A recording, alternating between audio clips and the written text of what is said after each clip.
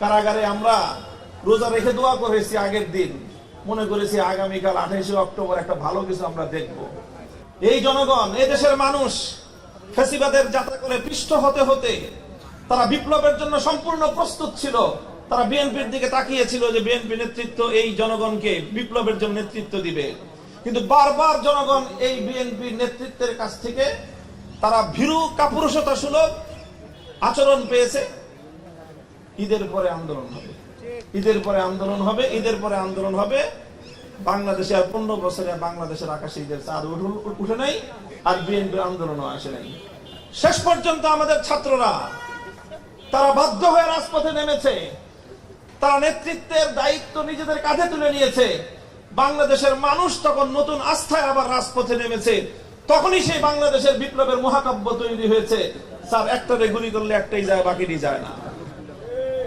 BNP নেতৃত্ব কি করেছে? 28শে অক্টোবর সর্বশেষ, 28শে অক্টোবর না, নয়াপল্টনে যে সমাবেশ হলো 2023 সালে 28শে অক্টোবর না, 28শে অক্টোবর আমরা তখন জেলখানায় কারাগারে আমরা রোজা রেখে দোয়া করেছি আগের দিন, মনে করেছি আগামীকাল 28শে অক্টোবর একটা ভালো কিছু আমরা দেখব। এরপরে যখন আমরা মিডিয়াতে 28শে অক্টোবরে বিএনপির নয়াপল্টনের সামনে ভীরু কাপুরুষতার সর্বশেষ প্রদর্শনী যখন আমরা দেখলাম, তখন আমাদের হৃদয়টা ভেঙে চূর্ণ বিচূর্ণ হয়ে গিয়েছিল। আমরা তখন মনে করেছিলাম যে আমাদের মুক্তির সর্বশেষ সূর্যটা বুঝে অস্তমিত হয়ে গেল। এরপরে যখন আবার আমাদের ছাত্ররা, আমাদের এই সোনার সন্তানেরা যখন আবার তারা নেতৃত্বের ঝান্ডা তো তুলে নিল, নতুন করে আবার আমরা প্রেরণা পেলাম, স্বপ্ন দেখলাম। বিএনপি শুধুমাত্র 5ই আগস্ট 2024 সাল একদিনের জন্য, শুধুমাত্র জাস্ট একদিনের জন্য জুলাই বিপ্লবকে অন করেছে। সেদিনের বক্তব্য শুনেন রুহুল কবির রিজভী সাহেবের, সেদিনের বক্তব্য শুনেন বিএনপির অন্যান্য নেতাদের, আন্দালিব রহমান পাঠ্য সাহেবদের বক্তব্য 5ই আগস্ট শুনেন। এরপরে 6ই আগস্টের পর থেকে বিএনপি নেতৃবৃন্দের স্টেটমেন্ট গুলো দেখেন। এরপরের দিন থেকেই তাদের বক্তব্য চেঞ্জ হয়ে গেছে, কারণ 5ই আগস্টের আকস্মিকতায় অভিভূত ছিল তারা, কারণ তারাও মুক্তির কোনো পথ খুঁজে পাচ্ছিল না, মুক্তির কোনো সম্ভাবনাই তারা দেখছিল না। 5ই আগস্টের বিপ্লবে তারা আনন্দিত উৎফুল্ল ছিল, এবং তখন তাদের মুখ থেকে অরিজিনাল কথাটা বের হয়ে আসছে।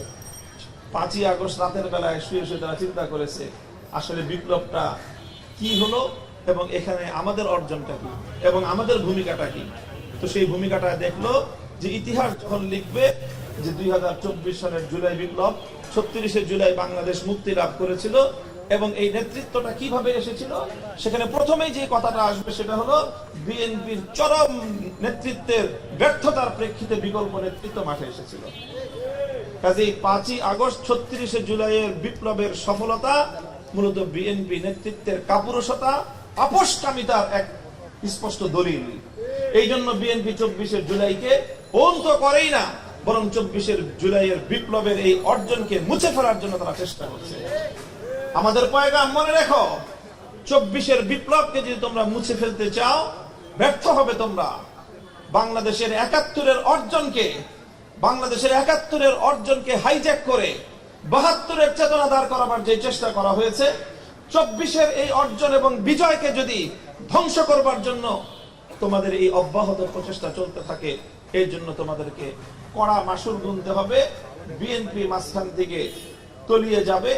বিকল্প শক্তি বাংলাদেশপন্থীদের নেতৃত্বের জন্য যেই দানা বাঁধা শুরু হয়েছে, এটা চলতেই থাকবে। বিএনপির সামনে এখন দুটোই অপশন, এক হলো নিজেরা ভ্যানিশ হয়ে যাওয়া, আর এক হলো জুলাই চেতনাকে ধারণ করা। মাঝখান দিয়ে ভিন্ন কোনো পথ নাই। আমাদের শুভকামনা থাকবে, সৎ পরামর্শ থাকবে, নিজেদের অস্তিত্ব বিলীন করার এই পথের বিপজ্জনক আত্মঘাতী পথে তোমরা হেঁটো না, তোমরা আসো, জুলাইয়ের চেতনাকে ধারণ করো, এবং গণভোটের রায় কার্যকর করার মধ্য দিয়ে জুলাই বিপ্লবকে সত্যিকার অর্থে যে শ্রদ্ধা সম্মান প্রদর্শন করা দরকার সেটা করো। সেটাই তোমাদেরকে ইতিহাসে তোমাদেরকে স্মরণীয় করে রাখবে, অন্যথায় তোমরা ইতিহাসের আস্থা করে নিক্ষিপ্ত হবে। আমি আশা করব যে এই ধারা অব্যাহত থাকবে। ওয়া আখিরু দাওয়ানা আলহামদুলিল্লাহি রাব্বিল আলামিন। আসসালামু আলাইকুম ওয়া রাহমাতুল্লাহ।